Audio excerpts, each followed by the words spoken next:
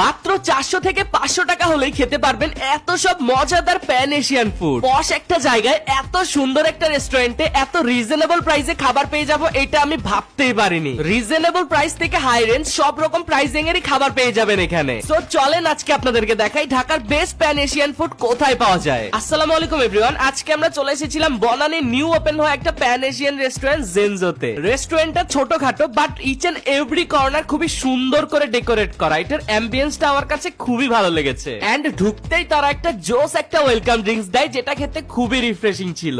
এবার আসি খাবারের পালায়। তাদের মেনু থেকে বেশ কিছু আইটেম আমি অর্ডার করে দেই। Steam wonton in red chilli oil, Hong Kong fried chicken, seafood Korean ramen, seafood rice ball সহ আরো অনেক রকম আইটেম ট্রাই করেছিলাম। তাদের ম্যাক্সিমাম স্টার্টার আইটেম কিন্তু 400 থেকে 500 টাকার ভিতরেই পেয়ে যাবেন। প্রথমেই ট্রাই করি তাদের Hong Kong fried chicken, soft chicken with sweet and spicy combination, খেতে খুবই দারুণ লাগতেছিল। এরপরে ট্রাই করি তাদের steam wonton in red chilli oil, যেটা টেস্ট গাইস একদম টপ ক্লাস ছিল। আমি একাই পুরোটা শেষ করে ফেলছিলাম। আর তাদের সিফুড রামেনের টেস্ট আমার কাছে মোটামুটি ভালো লেগেছে এন্ড তাদের ডাম্পলিংটা ছিল একদমই টপ ক্লাস। তাদের এই রেড চিলি সস দিয়ে খেতে খুবই দারুণ লাগছিল। দেন ট্রাই করি তাদের সিফুড রাইস বল, যেখানে ডোরি ফিশ, প্রন, স্কুইড সহ আরো অনেক রকম সিফুড ছিল। খেতেও খুবই ভালো লাগছিল। এটা মাস্ট রেকমেন্ডেড থাকবে। রাইসের ভিতরে ট্রাই করেছিলাম চিকেন টমিয়াম রাইস এন্ড কারিজের ভিতরে নিয়েছিলাম বিফ বুলগোগি। টমিয়াম রাইসের সাথে বিফ বুলগোগির কম্বিনেশনটা খুবই দারুণ ছিল। এন্ড লাস্টে ট্রাই করি তাদের মকটেল এবং ডেজার্ট আইটেম। মকটেল গুলো বেশ রিফ্রেশিং ছিল।